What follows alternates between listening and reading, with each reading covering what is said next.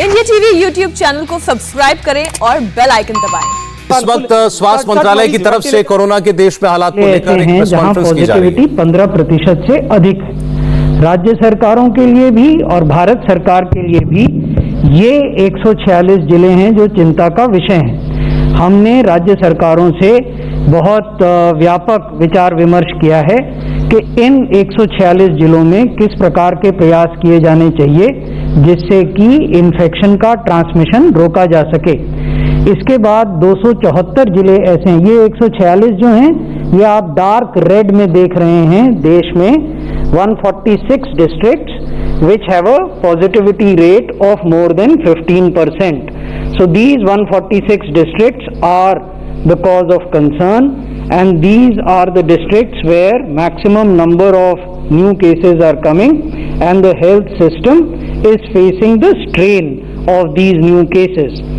We have in the Union Ministry of Health and Family Welfare done a extensive consultation with states and UTs where these 146 districts are located so that specific actions can be initiated, and many of these actions have been initiated. इसके अतिरिक्त 274 जिले ऐसे हैं जहां positivity 5% से 15% के बीच में है। आप लोगों को स्मरण होगा कि WHO की गाइडलाइंस ये कहती हैं कि 0 से 5% के बीच जब पॉजिटिविटी रहती है तो आप इस पेंडेमिक को बेहतर तरीके से मैनेज कर सकते हैं। 308 जिले ऐसे हैं देश में जहां पॉजिटिविटी अभी भी 5% से कम है। तो 146 जिले हैं जो विशेष चिंता का कारण है। राज्य सरकारें भी अवगत हैं और भारत सरकार भी अवगत है और इसी पर ध्यान केंद्रित है इन 146 जिलों पर। ये हम आपको बताना चाहेंगे कि जब हम कहते हैं कि हम दूसरी जो बड़ी वेव के भीतर हैं तो ये स्थिति है। पहली वेव जो हम लोगों ने पिछले वर्ष देखी थी उसमें औसतन जो हाईएस्ट केस आते थे वो 94,000 के लगभग प्रतिदिन आते थे। हाईएस्ट 98,000 एक दिन आए थे पिछले वर्ष और अब वो 2,95,000 पिछले 24 घंटे में हुआ है। लेकिन जैसा मैंने आपको निवेदन किया कि राज्य सरकारें और भारत सरकार मिलकर अपना बेस्ट प्रयास कर रहे हैं कि इस पेंडेमिक से, इस वेव से भी हम उसी सफलता से बाहर निकलें जैसे कि हम पहली वेव से जूझकर बाहर निकले थे। एक चीज है जो कि आशा की किरण दिखाती है हमें, वो ये है कि जो केस फर्टिलिटी रेट है वो डिक्लाइन हो रहा है, 1.17 है। हमने आपको टाइमलाइन ट्रेंड दिखाया है कि कैसे 1 जनवरी से लेकर 21 अप्रैल के बीच में कोविड से होने वाली मृत्यु का ग्राफ पूरे देश में नीचे गया है।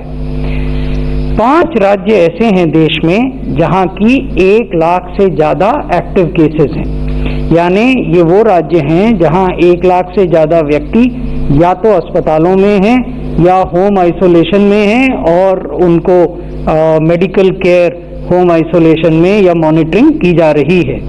इसमें महाराष्ट्र में 6,85,000, उत्तर प्रदेश में 2,23,000, कर्नाटक में 1,59,000, छत्तीसगढ़ में 1,25,000 और केरला में 1,18,000 केसेस हैं। तो ये राज्य ऐसे हैं जिनके साथ भारत सरकार और राज्य सरकारें मिलकर इन राज्यों में अस्पतालों की बेड और अस्पतालों में ऑक्सीजन और दवाइयों की उपलब्धता, साथ ही साथ अस्पतालों में अन्य आधारभूत संरचनाओं को कैसे स्ट्रेंथन किया जाए, इस पर मिलकर प्रयास हो रहा है। अन्य राज्यों में भी हो रहा है लेकिन विशेष फोकस इन राज्यों में है क्योंकि यहाँ नंबर ज़्यादा है। अब यदि महाराष्ट्र को देखें तो आप ये पाएंगे कि मार्च के प्रथम सप्ताह से किस प्रकार एवरेज केसेस में वृद्धि हुई वो हम आपको दिखा रहे हैं और किस प्रकार एवरेज मृत्यु जो प्रतिदिन होती हैं उनमें जो वृद्धि हुई वो इस ग्राफ में हमने आपके साथ साझा किया है। उत्तर प्रदेश में भी एवरेज डेली केसेस बहुत तेजी से बढ़े हैं और एवरेज मृत्यु भी लगभग उसी रफ्तार से बढ़ी हैं। कर्नाटक में हम देखें तो मार्च के पहले सप्ताह में लगभग 450 केस प्रतिदिन आते थे औसतन, और वो अब बढ़कर 16,000 से ज़्यादा हो गए हैं। औसत मृत्यु 10 से कम होती थी। लगातार 3-4 हफ्ते तक यही ट्रेंड बना रहा, लेकिन अब ये 91 औसत मृत्यु हो रही हैं। छत्तीसगढ़ में भी 228 केस औसतन प्रतिदिन आते थे, वो अब बढ़कर 14,000 से अधिक हो गए हैं। और 10 से कम मृत्यु पहले 4 सप्ताहों में छत्तीसगढ़ में होती थी औसतन प्रतिदिन, और अब वो बढ़कर 155 हो गई हैं। केरल में मृत्यु दर अभी भी नियंत्रण में है, लेकिन नंबर्स केरल में बढ़े हैं। केरल के नंबर डिक्लाइन दिखा रहे थे, लेकिन पिछले 2 सप्ताहों में ये बढ़े हैं, और इन पर नियंत्रण कैसे पाया जाए, इस पर भी राज्य सरकार भारत सरकार के साथ सहयोग कर काम कर रही है। हम आपको दोनों वेव्स के बीच का कंपैरिजन भी आज दिखाना चाहते थे। ये एज वाइज कंपैरिजन है केसेस का, 2020 की वेव में जो रिपोर्ट हुए और 2022 की वेव में जो रिपोर्ट हुए, ये प्रतिशत में है। अगर आप 10 वर्ष से कम आयु के लोगों का कंपैरिजन करें, नीला रंग का जो बार है वो दिखाता है कि वर्तमान वर्ष में जो नई वेव हम देख रहे हैं उसमें 2.97% ऐसे केसेस हैं जो 10 बरस से कम के हैं। पिछली वेव में 4.3। 10 से 20 बरस का देखें तो लगभग समान है, उसमें कोई बहुत ज़्यादा अंतर नहीं है। 20 से 30 बरस का देखें तो 2020 में 20% और अभी 19.35। 30 से 40 का देखें तो इस वेव में कुछ ज़्यादा 21.15 और पिछले वर्ष 21.05। 40 से 50 में देखें तो लगभग बराबरी पर है। 50 से 60 आयु वर्ग के लोगों में देखें तो पिछले वर्ष 14.80% लोग थे, इस बार बढ़े हैं, 15.07 हो गए हैं। 60 से 70 में देखें तो 10% और 9% है। इस वर्ष ये ऐसे मामले 60 से 70 आयु वर्ग वालों के बढ़े हैं। 70 से 80 देखें तो लगभग वही स्थिति है, और 80 से अधिक भी देखें तो लगभग वही स्थिति है। अब इसी प्रकार का कंपैरिजन यदि हम मृत्यु के आंकड़ों में करते हैं तो 20 से 30 बरस के लोग, ये भी प्रतिशत में कंपैरिजन है। पिछले वर्ष 2020 की जो वेव थी, हमने ये पाया कि कोविड की कुल मृत्यु में 2.08 was contributed by people who were between 20 to 30 years of age, whereas in the present wave it is 1.72. So there is not too much of a difference. If we look at the age group 30 to 40, then it is 5.27% and 5.39%. Again, almost the same. If we look at age group 40 to 50, then in last year it was 11.98 and this year it is 10.82, almost 1% difference. If you look at age group 50 to 60, then last year it was 23.29, this year it is 21.23. 60 to 70 is almost the same. However, 70 to 80, this year the death percentage is higher, 22.17 compared to 19.99 last year. And if we look at more than 80, it is again higher this year, 9.81 as compared to 7.82.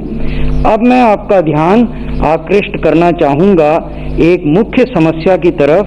वो ये है कि जब भी active cases की संख्या बढ़ती है तो अस्पतालों पर डिमांड बढ़ती है, ज़्यादा से ज़्यादा लोग अस्पतालों में आते हैं और बेड्स की आवश्यकता होती है।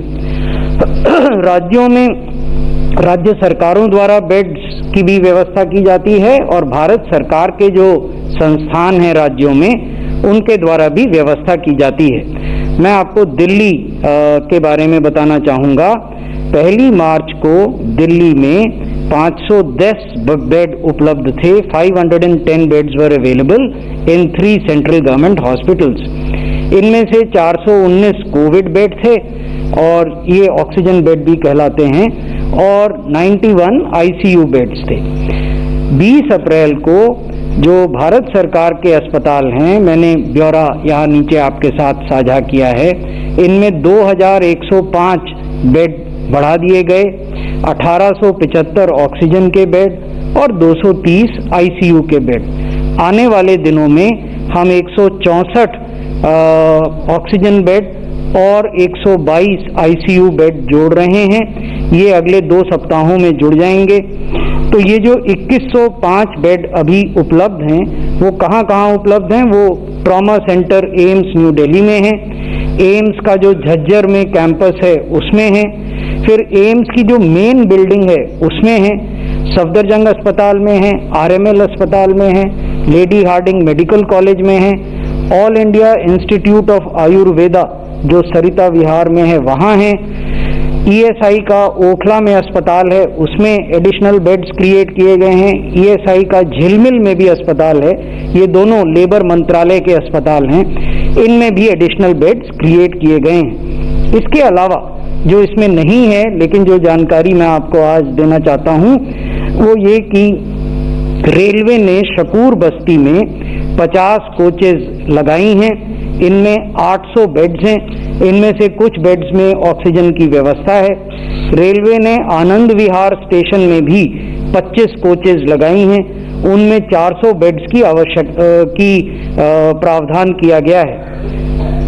इस प्रकार रेलवे ने शकूर बस्ती और आनंद विहार में कुल 1200 बेड की व्यवस्था की है।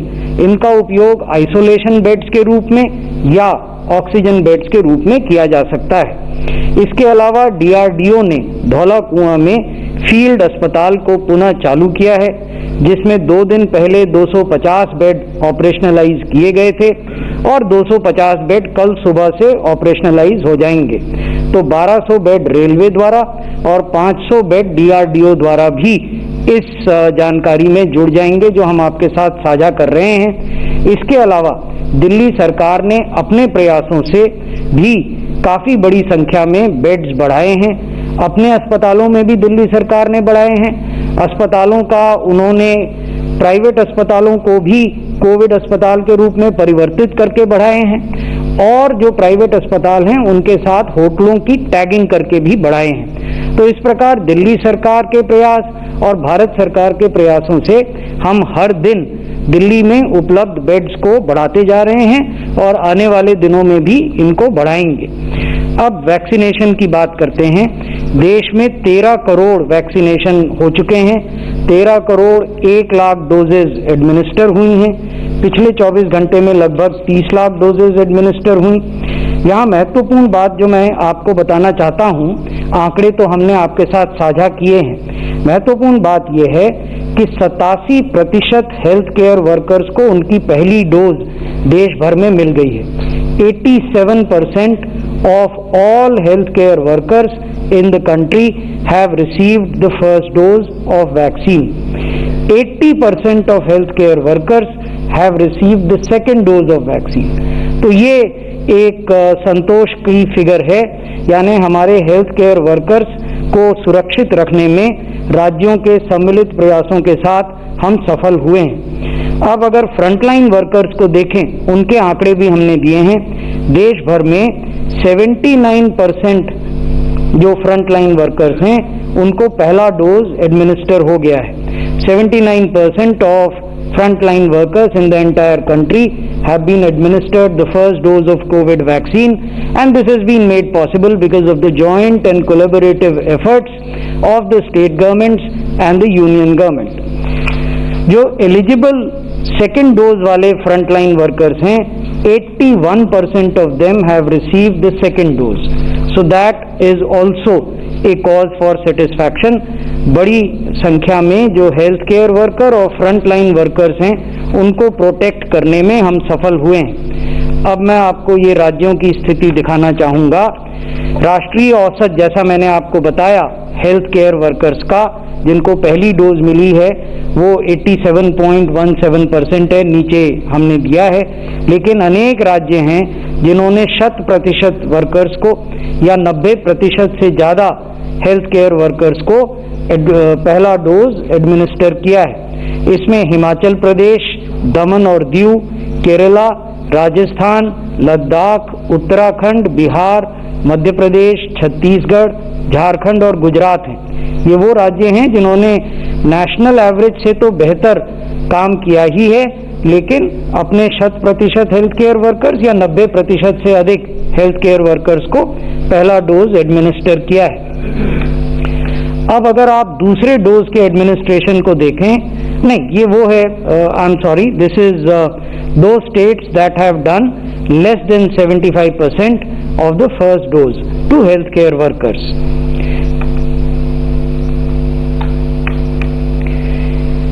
ये है सेकेंड डोज की स्थिति। राष्ट्रीय औसत हमने आपको बताया 80% हेल्थ केयर वर्कर्स को सेकेंड डोज राष्ट्र में मिला है, लेकिन अनेक राज्य ऐसे हैं जिन्होंने 85% से लेकर 100% तक सेकेंड डोज दिया है। इसमें आंध्र प्रदेश है, कर्नाटक है, दादरा एंड नगर हवेली है, त्रिपुरा है, उत्तराखंड, झारखंड, हिमाचल प्रदेश, केरला, मिजोरम, अरुणाचल प्रदेश, गोवा, सिक्किम, लद्दाख और दमन एंड दीव। लेकिन अनेक 8 राज्य और यूटीज ऐसे भी हैं जिन्होंने कि अभी 75% से कम एलिजिबल हेल्थ केयर वर्कर्स को सेकेंड डोज दिया है। नेशनल एवरेज 80% से कुछ अधिक है। ये फ्रंटलाइन वर्कर्स की स्थिति है।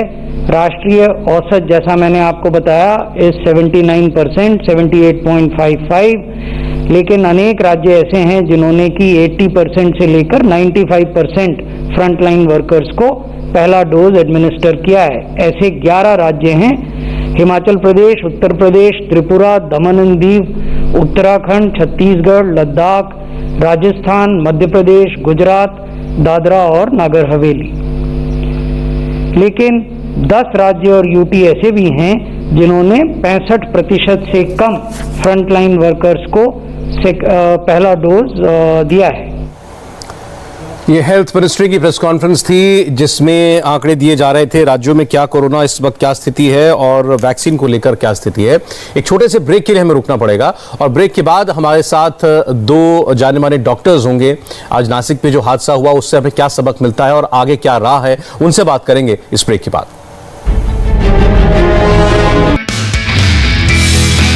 नमस्ते, मैं हूं मीनाक्षी जोशी। वीडियो और खबरों से अपडेट रहने के लिए India TV YouTube channel subscribe करें, बेल आइकन दबाना ना भूलें। जुड़े रहें इंडिया टीवी के साथ।